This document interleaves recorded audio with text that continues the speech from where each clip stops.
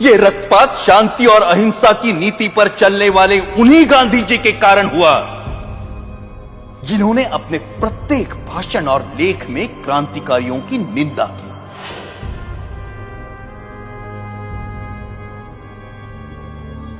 जब गांधी जी के प्रचंड विरोध के बावजूद भी मार्च 1931 के वार्षिक अधिवेशन में कांग्रेस ने भगत सिंह के साहस की प्रशंसा में प्रस्ताव पारित किया, तब गांधी जी अपनी इस पराजय को नहीं भूले और कुछ महीने भीतर जब मुंबई के गवर्नर पर गोली चली तो गांधी जी ने उसका कारण भगत सिंह की प्रशंसा में पारित इस प्रस्ताव को ही बताया। सुभाष चंद्र बोस ने गांधी जी के इस कथन का विरोध किया। परिणाम स्वरूप गांधी जी सुभाष बोस को भी अपना शत्रु समझने लगे। Our struggle is no doubt a non-violent struggle, but even a non-violent struggle demands an army, an organization, and a machinery. और उनका कांग्रेस अध्यक्ष चुने जाने पर गांधी जी ने कहा कि सुभाष की जीत गांधी की हार है। जब तक उन्हें कांग्रेस अध्यक्ष की गद्दी से नहीं उतारा गया तब तक उनका क्रोध शांत नहीं हुआ। जो लोग कहते हैं कि मात्र गांधी जी के परिश्रम से हमें आजादी मिली, वो एक झूठा इतिहास लिखना चाहते हैं। जब तक देशभक्त क्रांतिकारियों के बलिदान को अंधेरे में रखा जाएगा तब तक हमारी आने वाली पीढ़ियां इतिहास के सवेरे से वंचित रहेंगी। Order order. 1947 की सर्दियों में हिंदू मुस्लिम एकता के लिए गांधी जी ने जो आमरण अनशन रखा था, उसे तोड़ने के लिए जो पहली शर्त उन्होंने रखी थी वो ये थी कि दिल्ली की मस्जिदों में शरण लिए हुए हिंदू और सिख शरणार्थियों को मस्जिदों से बाहर निकाला जाए और मस्जिदें मुसलमानों को सौंप दी जाए। सरकार गांधी के अनशन के सामने घुटने टेकने पर मजबूर हुई और जिस दिन गांधी जी ने अनशन तोड़ा उस दिन वर्षा भी हो रही थी। उस असाधारण सर्दी में अच्छे घरों में रहने वाले लोग भी कांप रहे थे, परंतु उन निराश्रितों के ठिठुरते हुए कुटुंब के कुटुंब मस्जिदों से बलपूर्वक बाहर निकाले गए। जिस दिन यह घटना घटी संयोगवश मैं दिल्ली में ही था और मैंने अपनी आंखों से गांधी जी की जिद को पूरा होते हुए देखा। कड़ाके की सर्दी और वर्षा में कपकपाते हुए वो लोग बिरला हाउस पहुंचे। वहां उन्होंने नारे लगाए, गांधी जी हमें शरण दो, गांधी जी हमें शरण दो। परंतु उस भव्य भवन में रह रहे गांधी जी तक उन निराश्रितों की पुकार नहीं पहुंची। यह मर्मस्पर्शी दृश्य जिसे देखकर कठोर से कठोर मनुष्य का हृदय भी द्रवित हो जाए, मैंने स्वयं अपनी आंखों से देखा है। क्या उन निराश्रितों ने अपनी मर्जी से उन मस्जिदों में डेरे डाले थे? क्या गांधी जी को उन विषम परिस्थितियों की कल्पना नहीं थी जिनसे बाध्य होकर वो बदनसीब उन मस्जिदों में शरण लेने को मजबूर हुए थे? यदि उन मस्जिदों को खाली कराया जाना उचित था तो पाकिस्तान के मंदिर खाली कराकर हिंदुओं को सौंपने की मांग गांधी जी ने क्यों नहीं रखी? यदि वो ऐसा करते तभी यह सिद्ध होता कि गांधी जी निष्पक्षता से हिंदू मुस्लिम एकता के इच्छुक थे। परंतु गांधी जी ने पाकिस्तान और वहां के मुसलमानों के सामने अपना अनशन खोलने के लिए एक भी शर्त नहीं रखी, क्योंकि अपने अनुभव से उन्हें मालूम था कि उनके अनशन का जिन्ना और उनके अनुयायियों पर कोई असर नहीं पड़ता। गांधी जी ने अपने अनशन से भारत सरकार द्वारा पाकिस्तान सरकार को 55 करोड़ रुपए ना देने के निर्णय को भी पलटवाया, जबकि उन्हें भली भांति पता था कि इस रकम का प्रयोग पाकिस्तान भारत के विरुद्ध चल रहे युद्ध में अपनी विजय के लिए करेगा। वो अनेकों बार जिन्ना से मिलने गए और सदा उन्हें जिन्ना भाई अथवा कायदे आजम कहकर संबोधित किया। लेकिन एक भी ऐसा अवसर नहीं आया जब जिन्ना ने उनसे सहयोग की इच्छा प्रकट की हो। गांधी जी की जिस आध्यात्मिक शक्ति और अहिंसा की महिमा का सब जय जयकार करते हैं, वो जिन्ना की दृढ़ता के सामने नपुंसक सिद्ध हुई। जब गांधी जी को यह दिखाई दे चुका था कि वो अपनी आध्यात्मिक शक्ति से जिन्ना को प्रभावित नहीं कर सकते, तो उन्हें अपनी नीति का पुनर्मूल्यांकन करते हुए किसी दूसरे नेता को जिन्ना और मुस्लिम लीग से निपटने का कार्य सौंप देना चाहिए था। परंतु व्यक्तिगत महत्वाकांक्षा राष्ट्रहित पर इतनी भारी पड़ी कि राष्ट्र के दो टुकड़े हो गए।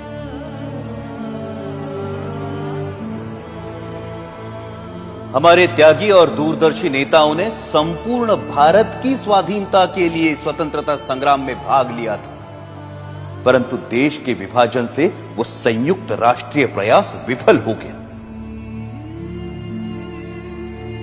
जिन देशभक्त क्रांतिकारियों ने हंसते हंसते फांसी के फंदों को गले से लगाया था, आजीवन कारावास अथवा देश से निर्वासित होने की यातनाएं भोगी थी, क्या उन्होंने इसी विभाजित देश के लिए अपने जीवन दांव पर लगाए थे? 14 अगस्त 1947 को छलपूर्वक भारत के विभाजन को स्वीकार कर लिया गया और पंजाब, बंगाल और सीमा प्रांत के हिंदुओं के भविष्य की किसी ने कोई चिंता नहीं की।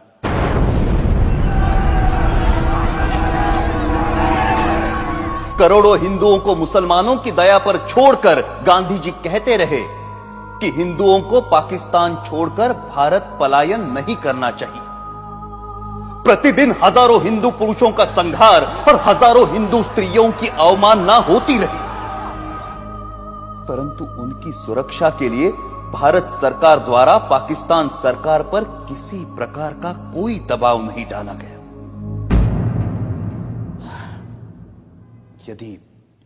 यदि समाचार पत्र पाकिस्तान में हिंदुओं पर हो रहे अत्याचार के संबंध में कुछ लिख देते हैं, तो उसका अर्थ यह लिया जाता है कि समाचार पत्र हिंदू और मुसलमानों में मतभेद फैलाने का काम कर रहे हैं और उन पर प्रेस इमरजेंसी एक्ट की धाराएं लागू कर दी जाती हैं।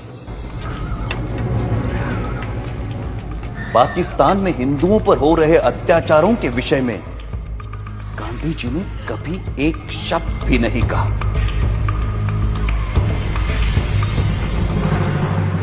यह कहना अनुचित नहीं कि पाकिस्तान में हिंदू जाति और हिंदू संस्कृति को मिटाने के लिए जो अत्याचार हो रहे हैं, उसका मूल कारण गांधी ही है। यदि भारत की राजनीति को भली भांति संभाला जाता, तो ऐसा संघार जिसका उदाहरण इतिहास में कहीं नहीं मिलता, कभी भी घटित ना हुआ होता।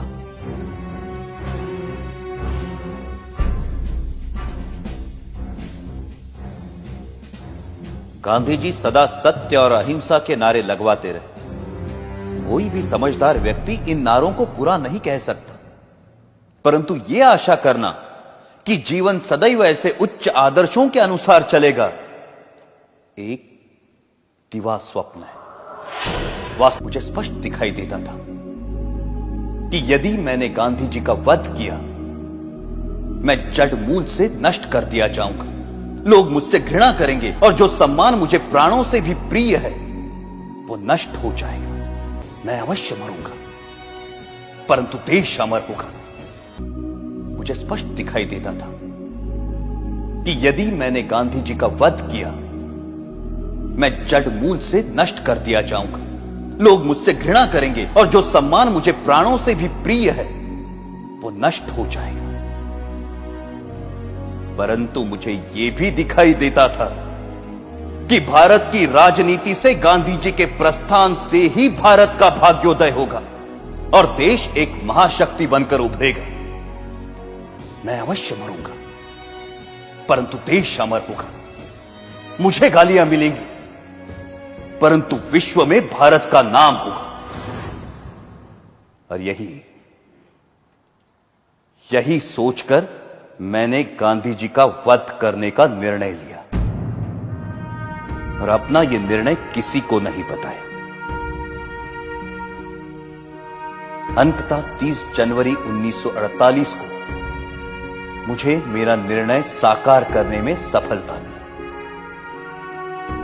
यदि देशभक्ति पाप है तो मैं मानता हूं मैं पापी हूं, और यदि देशभक्ति प्रशंसनीय है तो मैं स्वयं को उस प्रशंसा का अधिकारी मानता हूं। मेरे जीवन का अंत तो तभी हो गया था जब मैंने गांधी जी पर गोली चलाई थी। उसके पश्चात तो मैं एक अनासक जीवन बिता रहा हूं और मुझे अपने कृत्य पर कोई पश्चाताप नहीं है। गांधी जी ने इस देश के प्रति जो योगदान दिया है उसके लिए मैं उनका आदर करता हूं, और इसीलिए उन पर गोली चलाने से पहले मैं उनके सामने नतमस्तक हुआ था।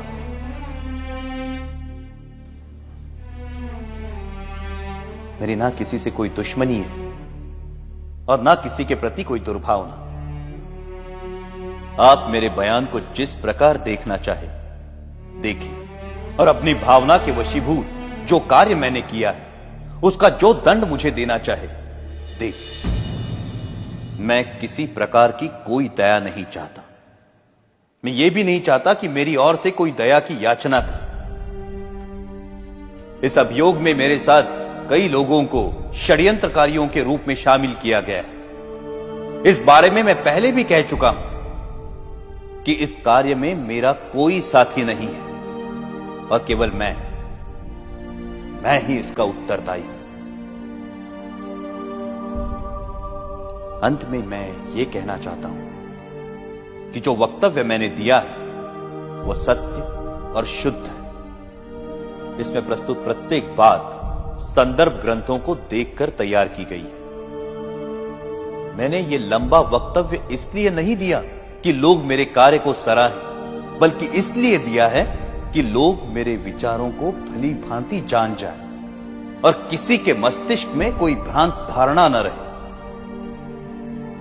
भगवान करे हमारा देश फिर अखंड हो और भारतीय उन विचारों का त्याग करे जो अत्याचारी के आगे झुकने की प्रेरणा देते हैं। यह सत्य है कि मैंने सैकड़ों लोगों के बीच दिन के समय गांधी जी पर गोलियां चलाई, परंतु मैंने भागने का प्रयत्न नहीं किया और ना ही स्वयं पर गोली चलाई। मैंने कानून के सामने आत्मसमर्पण किया, क्योंकि मैं अपने विचारों को खुली अदालत में प्रकट करना चाहता था।